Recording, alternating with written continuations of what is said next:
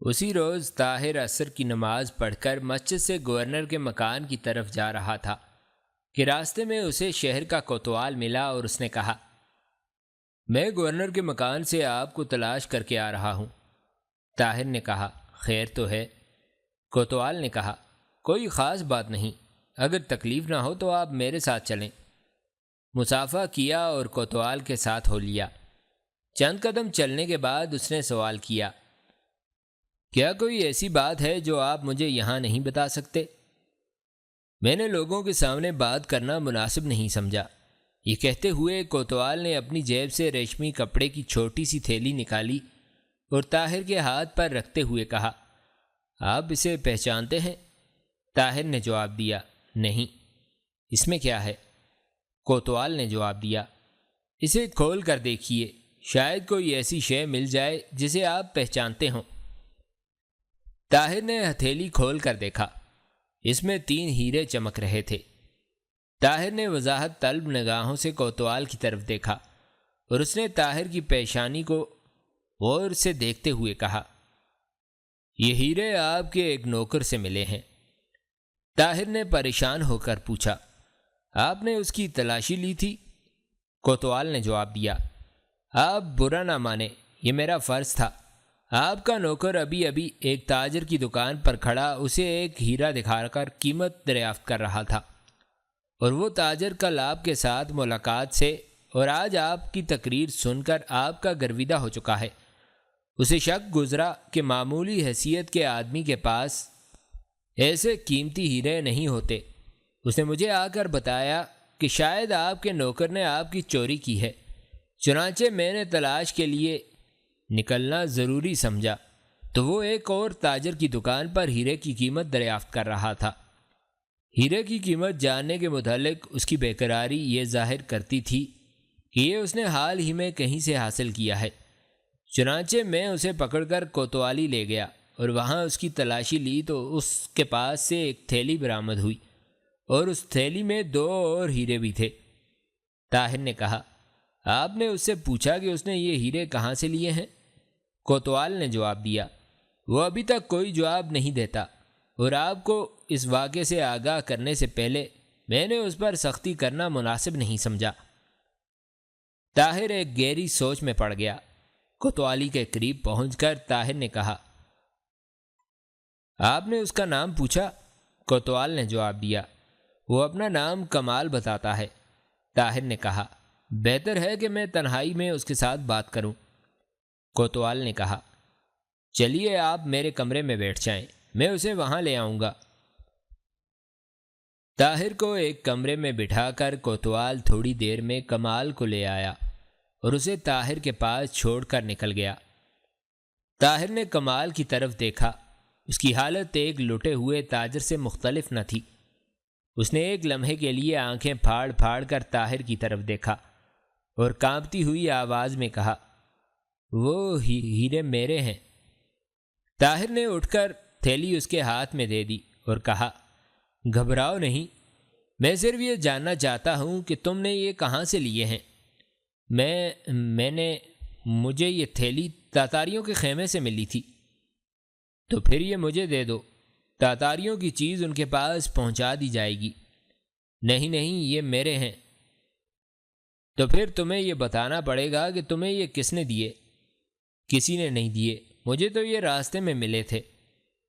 طاہر نے ایک ہاتھ سے اس کا گلا دباتے ہوئے اور دوسرے ہاتھ سے اس کے منہ پر زور سے چپت رسید کرتے ہوئے کہا، سچ بتاؤ ورنہ تمہاری جان کی خیر نہیں۔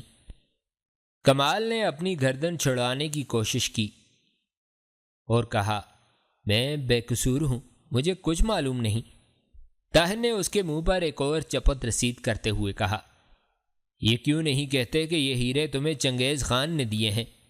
کمال نے چلا کر کہا، خدا کے لیے مجھ پر رحم کرو، ابو اسحاق مجھے مار ڈالے گا۔ طاہر نے کہا، اس وقت میرے ہاتھ ابو اسحاق کے ہاتھوں کی نسبت تمہاری شہرک کے زیادہ قریب ہیں۔ تمہیں بتانا پڑے گا، مجھے یہ چنگیز خان کے ایک نوکر نے دیے تھے۔ طاہر نے اس کی گردن چھوڑ دی اور پوچھا، کیا یہ درست نہیں کہ تم نے اس رات جب تم سر منڈوا کر آئے تھے چنگیز خان سے ملاقات کی تھی۔ کمال نے اپنی ٹوپی درست کرتے ہوئے کہا، نہیں، ہم اس سے نہیں ملے۔ طاہر نے کہا، اپنی ٹوپی اتارو۔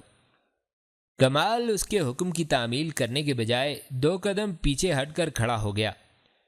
طاہر نے آگے بڑھ کر اس کی ٹوپی اتارنے کی کوشش کی، لیکن اس نے اپنی ٹوپی کو دونوں ہاتھوں سے سر پر دباتے ہوئے کہا، خدا کے لیے مجھ پر رحم کرو، ابو اسحاق مجھے مار ڈالے گا۔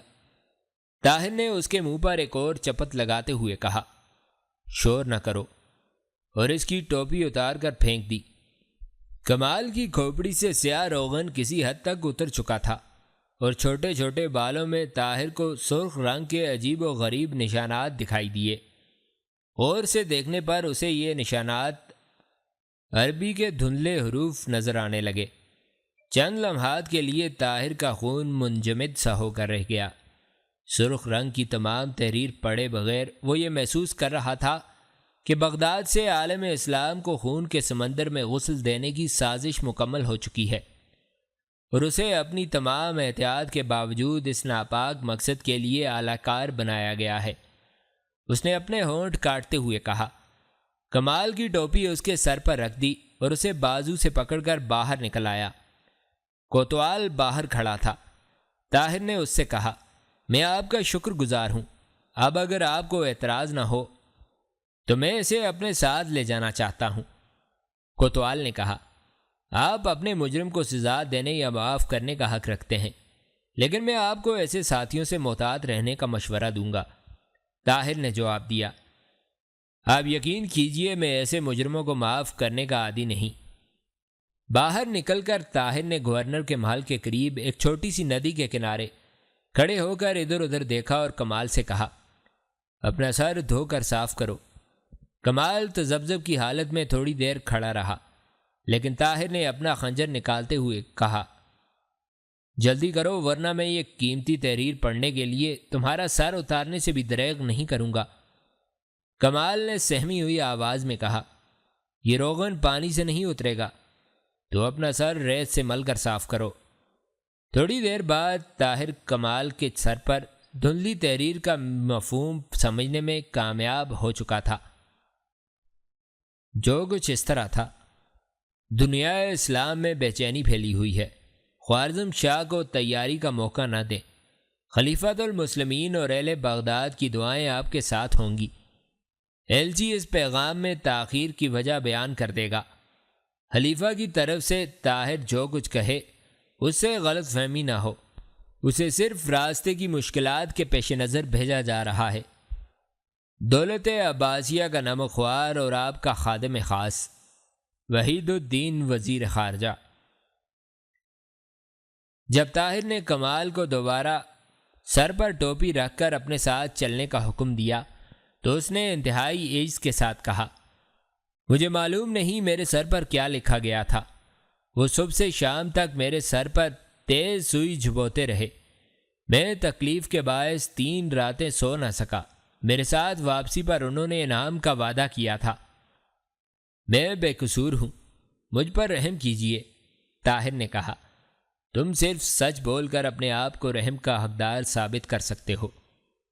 آپ جان بخشی کا وعدہ کریں، میں سب کچھ بتانے کے لیے تیار ہوں۔ میں تمہاری جان بچانے کی کوشش کروں گا۔ بتاؤ اس سازش میں کون کون شریک ہے؟ میں نہیں جانتا۔ ابو اسحاق ماہ رمضان سے چند دن قبل میری آنکھوں پر پٹی باندھ کر ایک مکان میں لے گیا تھا۔ وہاں مجھے ایک تہہ خانے میں رکھا گیا۔ جمیل سے میری ملاقات اسی تہہ خانے میں ہوئی۔ ہم دونوں کے سر مونڈ کر کھوپڑیوں پر کچھ لکھا گیا، اور جب دوبارہ چھوٹے چھوٹے بال آئے تو ابو اسحاق نے کہا، جب تمہاری ضرورت ہوگی میں تمہیں اپنے ساتھ اہم مہم پر لے جاؤں گا۔ سردست تمہیں وزیر اعظم کے پاس ملازم رکھوا دیتا ہوں۔ چنانچہ ہم وزیر اعظم کے استبل میں ملازم ہو گئے۔ یہاں آ کر ہمیں معلوم ہوا کہ ابو اسحاق استبل میں داروغہ ہے۔ ابو اسحاق نے ہمیں 500 دینار دیے تھے، اور ساتھ ہی یہ دھمکی بھی دی تھی کہ اگر یہ راز کسی پر ظاہر ہو گیا تو ہم دونوں کے سر کاٹ لیے جائیں گے۔ طاہر نے سوال کیا، اس دوران تم نے کبھی وزیر اعظم سے ملاقات کی؟ اسے دیکھنے کا اتفاق ضرور ہوا، لیکن کبھی بات چیت نہیں ہوئی۔ صرف آخری دن جب آپ وزیر اعظم کے پاس بیٹھے ہوئے تھے، ابو اسحاق ہمیں ان کے پاس لے گیا اور جو باتیں انہوں نے ہمارے ساتھ کی آپ سن چکے ہیں۔ استبل میں ملازم ہونے سے پہلے جس تہہ خانے میں رکھے گئے تھے وہ وزیر اعظم کے محل سے کتنی دور تھا؟ ہمیں وہاں سے رات کے وقت آنکھوں پر پٹیاں باندھ کر نکالا گیا تھا، لیکن میں اتنا ضرور کہہ سکتا ہوں کہ وہ مکان دریا کے دوسرے کنارے پر تھا۔ تم وحید الدین سابق وزیر خارجہ کو پہچانتے ہو؟ میں نہیں پہچانتا، لیکن تہہ خانے میں ہمارے سروں پر جس شخص نے تحریر لکھوائی تھی اس کے متعلق جمیل کا خیال تھا وہ وزیر خارجہ کے دفتر کا کوئی بڑا عہدیدار ہے۔ استبل میں ملازم ہونے کے بعد تم نے کبھی اس کو دوبارہ دیکھا؟ نہیں۔ ابو اسحاق نے کبھی تمہیں وزیر اعظم کے سامنے پیش کر کے تمہارے سروں پر لکھی ہوئی تحریر دکھائی؟ نہیں۔ ہمیں سوائے اس دن کے بعد جب کہ آپ وہاں موجود تھے کبھی ان کے سامنے پیش نہیں کیا گیا۔ طاہر کے دل کا بوجھ ہلکا ہو رہا تھا، کم از کم اسے یہ اطمینان تھا کہ وزیر اعظم اس سازش میں شریک نہیں، اور یہ سازش وزیر اعظم کی لا علمی میں وزیر خارجہ کی طرف سے ہو رہی تھی، اور وزیر اعظم کے استبل کا داروغہ اس کا اعلی کار تھا۔ رخصت کے وقت اسے وزیر اعظم نے کہا تھا کہ میں باہر سے کوئی آدمی بھیجنے کی بجائے اپنے نوکروں میں سے 2-3 آدمی آپ کو دے رہا ہوں۔ وحید الدین کی پہلی سازش پکڑی جا چکی تھی، لیکن رفو چکر ہونے سے پہلے دوسری سازش کا مسودہ تیار کر چکا تھا۔ طاہر خلیفہ کے متعلق بھی اپنے دل کو یہ تسلی دے رہا تھا کہ اسے بھی وزیر اعظم کی طرح اس سازش کا کوئی علم نہیں، لیکن اس کے ذہن میں تصویر کا دوسرا رخ بھی تھا، اور وہ جس قدر سوچتا تھا اسی قدر پریشان ہوتا تھا۔ جب خوش فہمی بدگمانی میں تبدیل ہونے لگتی تو وہ یہ سوچتا ممکن ہے کہ یہ سب کچھ وزیر اعظم کی ایما پر ہوا ہو، اور اس نے احتیاط کے طور پر ان لوگوں کو اپنوں سے دور رکھا ہو تاکہ اگر یہ پہلے ایلچی کی طرح پکڑے جائیں تو کوئی ایسا ثبوت نہ دے سکیں جس سے وزیر اعظم کی اس سازش میں شرکت ثابت کی جا سکے۔ لیکن اس کے دل کی فیاضی وزیر اعظم کے خلاف ایسے شبہات کی تردید کر دیتی۔ اس نے پھر کمال سے پوچھا، کیا اس دوران تم نے کبھی خلیفہ سے ملاقات کی؟ نہیں۔ اس شام تمہیں چنگیز خان کے سامنے پیش کیا گیا تھا؟ ہاں۔ ابو اسحاق ہمیں چنگیز خان کے مسلمان ملازم کے پاس لے گیا اور اس نے سر منڈوانے کے بعد ہمیں چنگیز خان کے سامنے پیش کر دیا۔ تم نے جمیل اور ابو اسحاق کے سر پر لکھی ہوئی تحریر پڑھی ہوگی۔ جمیل کے سر پر اس تحریر کا فارسی ترجمہ ہے اور ابو اسحاق کے سر پر چینی زبان میں کچھ لکھا ہوا ہے، وہ بھی شاید اسی کا ترجمہ ہے۔ طاہر نے کہا، تم چلو، میں تمہارے پیچھے پیچھے آتا ہوں، لیکن اگر ابو اسحاق پر کوئی بات ظاہر کرنے یا بھاگنے کی کوشش کی تو تمہارے لیے بہت برا ہوگا۔ کمال کوئی بات کہے بغیر طاہر کے آگے آگے چل دیا۔ طاہر ایک گہری سوچ میں آہستہ آہستہ قدم اٹھاتا ہوا حاکم شہر کے محل میں داخل ہوا۔ اپنے کمرے کی بجائے وہ دوسرے کمرے کے دروازے پر جہاں اس کے ساتھی ٹھہرائے گئے تھے رک گیا۔ دروازے کا ایک کواڑ بند اور ایک کھلا تھا۔ کمال طاہر کا اشارہ پا کر اندر داخل ہوا تو ابو اسحاق نے چلا کر کہا، تم بہت بے وقوف ہو، ہم نے سارا شہنشار مارا، آخر تم کہاں تھے؟ کمال نے سہمی ہوئی آواز میں جواب دیا، میں یہیں تھا۔ تم نے طاہر کو دیکھا؟ طاہر کو؟ کیا وہ یہاں نہیں ہے؟ تم جدھر جی جاتا ہے منہ اٹھا کر چل دیتے ہو، اگر ہم پر کوئی مصیبت آئی تو وہ تمہاری وجہ سے ہوگی۔ طاہر چپکے سے کمرے میں داخل ہوا۔ ابو اسحاق نے جلدی سے کہا، ہم آپ کے متعلق باتیں کر رہے تھے، آپ کہاں تھے؟ میں بہت پریشان تھا۔ طاہر نے اس کے سوال کا جواب دینے کے بجائے کہا، تمہیں اور تمہارے ساتھیوں کو صفائی سے اس قدر نفرت کیوں ہے؟ میرے خیال میں ابھی تک تم میں سے کسی نے سر دھو کر وہ سیاہ روغن اتارنے کی کوشش نہیں کی۔ ابو اسحاق نے اپنی پریشانی پر قابو پانے کی کوشش کرتے ہوئے جواب دیا، ہم تاتاریوں کا یہ تحفہ بغداد لے جانا چاہتے ہیں۔ اگر وہاں کوئی تاتاری ملے گا تو بغداد کے باشندوں سے مطالبہ کریں گے کہ اس کے ساتھ بھی یہی سلوک کیا جائے۔ طاہر نے کہا، ذرا اپنی ٹوپی تو اتارو۔ ابو اسحاق نے قدر تذبذب ظاہر کرنے کے بعد اپنی ٹوپی اتاری اور پھر جلدی سے اپنے سر پر رکھتے ہوئے کہا، میری احتیاط کے باوجود یہ روغن اتر چکا ہے۔ بغداد میں سیاہ روغن کی کمی نہیں، تم یہاں اپنا سر دھو کر صاف کر لو اور بغداد پہنچ کر سر پر تازہ سیاہی مل لینا۔ اور جمیل، ذرا تمہارا بھی سر دیکھوں۔ جمیل نے ابو اسحاق کی طرف دیکھا اور اس کا اشارہ پا کر ٹوپی اتار کر پھر جلدی سے سر پر رکھ لی۔ طاہر نے کہا، کمال، تم نے بھی شاید اپنا سر نہیں دھویا۔ کمال نے یکے بعد دیگرے ابو اسحاق، جمیل اور طاہر کی طرف دیکھا اور طاہر کا اشارہ پا کر جھجکتے ہوئے اپنی ٹوپی اتار دی۔ ابو اسحاق اور جمیل ایک لمحے کے لیے مبہوت سے ہو کر رہ گئے۔ طاہر نے کہا، ابو اسحاق، کمال کے سر پر شاید کچھ لکھا ہوا ہے، ذرا پڑھ کر تو سناؤ۔ ابو اسحاق نے کہا، تو آپ سب کچھ جان گئے ہیں؟ طاہر نے کہا، نہیں، ابھی تک تم دونوں کی کھوپڑیاں میری نگاہوں سے پوشیدہ ہیں۔ ابو اسحاق اٹھ کر کھڑا ہو گیا، اس کا ایک ہاتھ خنجر کے دستے پر تھا۔ طاہر نے جلدی سے اپنا خنجر نکالتے ہوئے گرجتی ہوئی آواز میں کہا، بیٹھ جاؤ۔ تمہاری طرف سے کسی بھی جوش و خروش کا مظاہرہ میری یہ رائے نہیں بدل سکے گا کہ تم بزدل ہو اور غدار بزدل ہوتے ہیں۔ ابو اسحاق اب طاہر کے بجائے اپنے ساتھیوں کی طرف دیکھ رہا تھا۔ کمال کی بے حسی اس کے لیے حوصلہ شکن تھی۔ جمیل نے چند بار اٹھنے کی کوشش کی، لیکن طاہر کی نگاہوں نے اسے بیٹھنے پر مجبور کر دیا۔ طاہر نے کہا، سلطنت خوارزم کے لیے تمہارے سر بہت اہم ہیں۔ اگر یہ ضبط کر لیے جائیں گے تو میں تمہیں یقین دلاتا ہوں کہ تمہارے باقی دھڑ بغداد پہنچا دیے جائیں گے۔ کمال نے کہا، لیکن میرے ساتھ آپ کا وعدہ۔ طاہر نے اس کی بات کاٹتے ہوئے کہا، تم خاموش رہو۔ ابو اسحاق نے سہمی ہوئی آواز میں کہا، آپ اور ہم سب خلیفہ کے خدمت گزار ہیں، جس نیک نیتی کے ساتھ آپ نے اپنا پورا فرض ادا کیا ہے۔ اسی نیک نیتی کے ساتھ ہم بغداد پہنچ کر اس جھگڑے کا فیصلہ خلیفہ کو سونپ دیں۔ طاہر نے کہا، تم جھوٹ کہتے ہو، خلیفہ تمہاری اور وزیر خارجہ کی سازش میں شریک نہیں۔ کیا یہ بہتر نہیں ہوگا کہ آپ کوئی رائے قائم کرنے سے پہلے بغداد پہنچ کر خلیفہ سے پوچھ لیں؟ اگر ان کی گواہی۔ ابو اسحاق طاہر کے عقب میں نیم وا دروازے سے باہر کسی کو کھڑا دیکھ کر رک گیا اور پھر اپنا لہجہ تبدیل کرتے ہوئے کہا، آپ خوارزم سے انعام کے لالچ میں ہمیں پھنسا کر خود نہیں بچ سکتے۔ آپ نے خلیفہ سے انعام حاصل کرنے کے لیے ہمیں اپنے ناپاک مقاصد کا اعلی کار بنایا۔ اب آپ خوارزم کی خاطر ہمیں فروخت کر رہے ہیں۔ کاش ہمیں پہلے یہ علم ہوتا کہ آپ ہماری کھوپڑیوں پر کیا لکھوا رہے ہیں۔ ہمیں آپ نے صرف یہ بتایا کہ ہم بغداد کی بہت بڑی خدمت سر انجام دینے والے ہیں اور ہم اس کے صلے میں مالا مال کر دیے جائیں گے۔ طاہر نے آگے بڑھ کر ابو اسحاق کے منہ پر ایک گھونسا رسید کرتے ہوئے کہا، خاموش ذلیل انسان، تم یہ کس پر ثابت کرنا چاہتے ہو کہ تمہاری ناپاک سازش میں بھی شریک تھا؟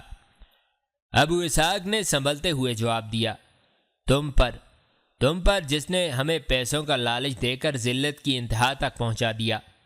میں اس شہر کے گورنر کے سامنے جا کر چلاؤں گا کہ یہ مساجد میں تقریر کرنے والا انسان اپنے وقت کا سب سے بڑا دشمن اسلام ہے۔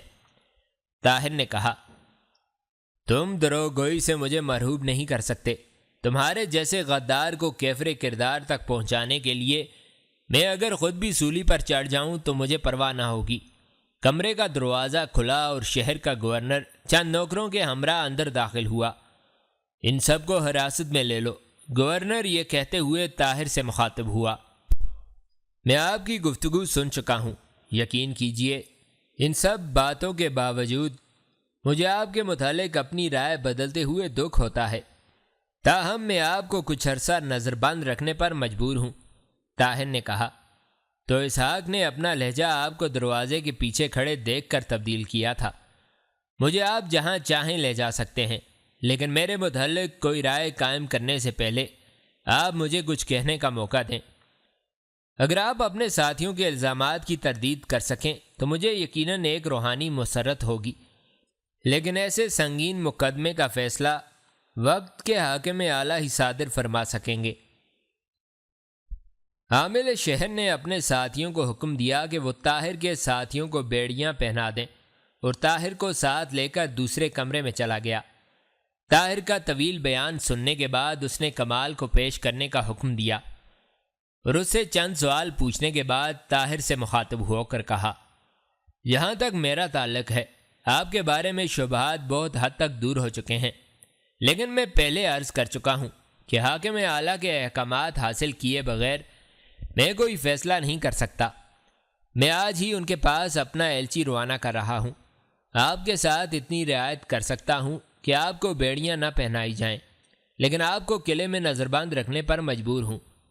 آپ کے ساتھیوں کو ان کے سروں کا معائنہ کرنے کے بعد قید خانے میں بھیجا جائے گا۔ شام کے وقت گورنر کا ایلچی حاکم اعلیٰ کے پاس اس شہر کے عامل کا پیغام لے کر روانہ ہو چکا تھا۔ حاکم شہر نے اپنے مکتوب میں ملزم کی وکالت کے الزام سے بچنے کی کوشش کرتے ہوئے اس کی معصومیت کا اعتراف کیا تھا۔ قریباً 1.5 ہفتہ کی نظر بندی کے بعد طاہر کو چند سپاہی تلواروں کے پہرے میں عامل شہر کے پاس لے آئے اور اس نے طاہر کو بتایا کہ فوقند کے حاکم اعلیٰ تیمور ملک کا جواب آ گیا ہے، آپ کو وہاں جانا پڑے گا اور میرے ساتھی۔ حاکم شہر نے جواب دیا، وہ بہت دور جا چکے ہیں۔ آپ کا مطلب؟ میرا مطلب یہ ہے کہ تیمور ملک نے ان کی بجائے ان کے سروں کا مطالبہ کیا تھا اور میں اس کے حکم کی تعمیل پر مجبور تھا۔ نہیں، آپ جلد بازی سے کام نہ لیں۔ بغداد میں اس سازش کے تمام بانیوں کو پکڑنے کے لیے ان کا زندہ رہنا ضروری ہے۔ میں کہہ چکا ہوں کہ میں اس حکم کی تعمیل کر چکا ہوں، لیکن کمال اور شاید جمیل بھی اس سزا کا مستحق نہ تھا۔ میں ان کے بدلے اپنا سر کٹوانے کو تیار نہ تھا، اور اس کے علاوہ آپ کی بھلائی بھی اسی میں تھی۔ آپ خواہ مخواہ اپنے ساتھیوں کو صفائی پیش کرنے اور تیمور ملک آنکھوں سے دیکھنے کے بعد کانوں کی تصدیق کی ضرورت محسوس کرنے کا عادی نہیں، اور اگر آپ کو یہ خیال ہے کہ کمال آپ کی صفائی پیش کر سکتا تھا تو اس کی کمی میں نے پوری کر دی ہے۔ میں نے تیمور ملک کو دوسرا خط لکھ دیا ہے۔ علاؤالدین محمد خوارزم شاہ پرلے درجے کا ضدی اور خود سر حکمران تھا۔ خوارزم شمالی اور مشرقی سرحدوں پر تاتاریوں کے اکا دکا حملوں اور لوٹ مار کی خبر سنتے ہی اس نے 2 لاکھ سپاہیوں کے ساتھ پیش قدمی کا فیصلہ کر لیا۔ جلال الدین اس کا ہونہار، ذہین، بہادر اور دور اندیش بیٹا اس تجویز کے خلاف تھا۔ اس نے امرائے سلطنت کے اجلاس میں کھڑے ہو کر اپنے باپ سے کہا، اگر آپ مجھے اپنی فوج کے سپاہی کی حیثیت میں بولنے کا حق دیں تو میں یہ کہوں گا کہ ہمیں افواج سرحد پر جمع کر کے تاتاریوں کی پیش قدمی کا انتظار کرنا چاہیے۔ سرحد کے بعض مقامات پر ان کے دستے اگر کبھی کبھی لوٹ مار کر کے بھاگ جاتے ہیں تو اس سے ہمیں اس غلط فہمی میں مبتلا نہیں ہونا چاہیے کہ وہ کمزور ہیں۔ ان کا مقصد صرف یہ ہے کہ ہم اشتعال میں آ کر ان دشوار گزار برفانی پہاڑوں کی طرف پیش قدمی کریں جن کی تنگ گھاٹیاں ان کے لیے ناقابل تسخیر قلعوں کا کام دے سکتی ہیں۔ میدان میں ہم انہیں خس و خاشاک کی طرح بہا لے جائیں گے، لیکن پہاڑی علاقے کی طرف پیش قدمی کرنا ہمارے لیے خطرناک ہے۔ وہ پیچھے ہٹتے جائیں گے اور کسی ایسے مقام پر اچانک ہمارے گرد گھیرا ڈال لیں گے جہاں ہمارے آگے پیچھے تباہی کے سوا کچھ نہ ہوگا۔ تجربہ کار فوجی افسروں نے جلال الدین کی تائید کی، لیکن خوارزم شاہ نے بعض خوشامدی سرداروں کے زیر اثر اس رائے سے اتفاق نہ کیا۔ اس کی پہلی اور آخری دلیل یہی تھی کہ تاتاری ڈاکوؤں کو سزا دینے میں ہماری طرف سے کسی قسم کا تذبذب دنیا پر ظاہر کر دے گا کہ ہم کمزور ہو چکے ہیں، اور آج تک ہم نے اپنے ہر دشمن پر ثابت کیا ہے کہ ہم کمزور نہیں۔ ہمیں اطمینان ہے کہ تاتاری اگر پر لگا کر ہوا میں اڑنے لگیں تو بھی ہم ان پر غالب آئیں گے۔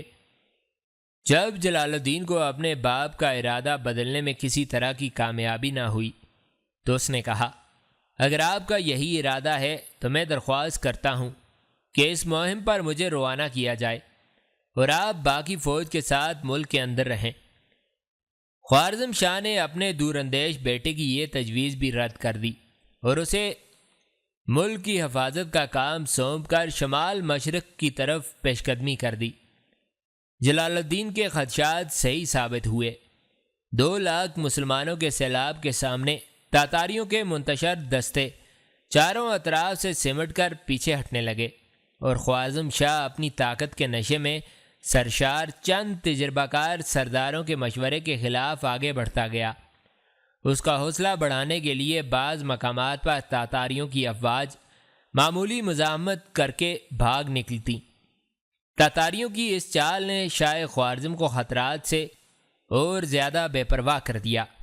ایک صبح ایک وادی میں، جس کے 3 اطراف اونچے پہاڑ اور ایک طرف گھنا جنگل تھا، خوارزم کی افواج کا تاتاریوں کے چند دستوں سے تصادم ہوا۔ تاتاری مدافعانہ جنگ لڑتے ہوئے جنگل کی طرف ہٹتے گئے، اور باقی 3 طرف کے پہاڑوں پر تاتاریوں کا ٹڈی دل لشکر نمودار ہونے لگا۔ خوارزم شاہ نے اپنی غلطی کا احساس اس وقت کیا جب چاروں طرف سے تیروں کی بارش ہو رہی تھی۔ اس تنگ میدان میں ترک نیزہ بازوں کو اپنے جوہر دکھانے کا موقع نہ ملا۔ گھنے جنگل کے سوا ان کے لیے کوئی جائے پناہ نہ تھی۔ تیروں کی بارش کے علاوہ تاتاریوں کے بے شمار دستے پہاڑوں سے نیچے اتر کر خوارزم شاہ کی افواج میں تباہی مچا رہے تھے۔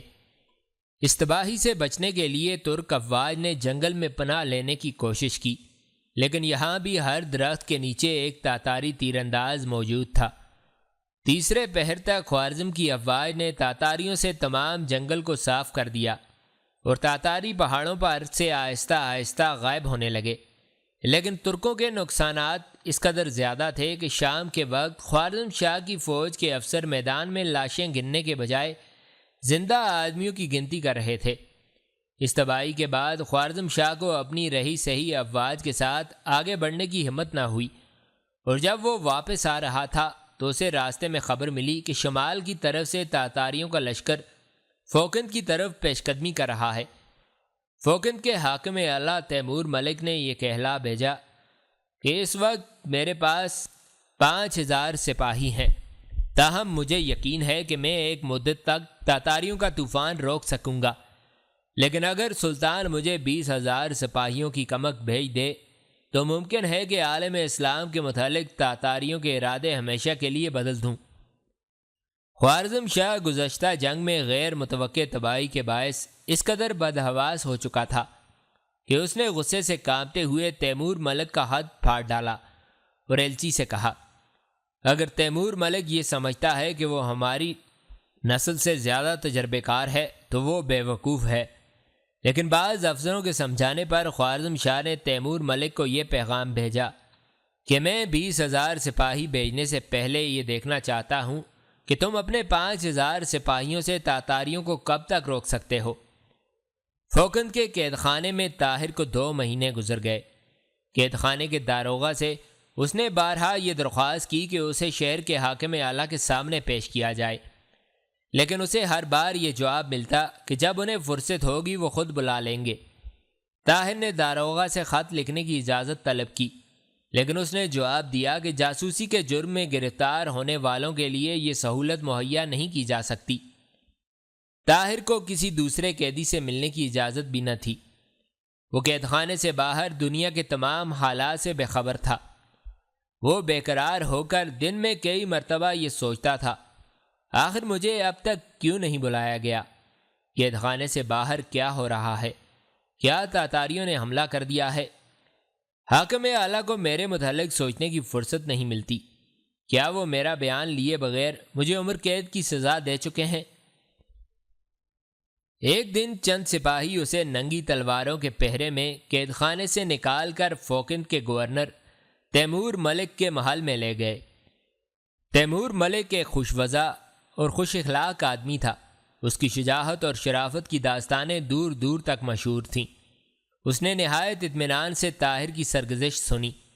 طاہر نے اپنا بیان ختم کرنے کے بعد خوارزم کے سفیر کو وہ خط پیش کیا جس میں اس نے طاہر کی نیک نیتی پر اعتماد ظاہر کیا تھا۔ اس خط میں صلاح الدین ایوبی کی تلوار کا بھی ذکر تھا۔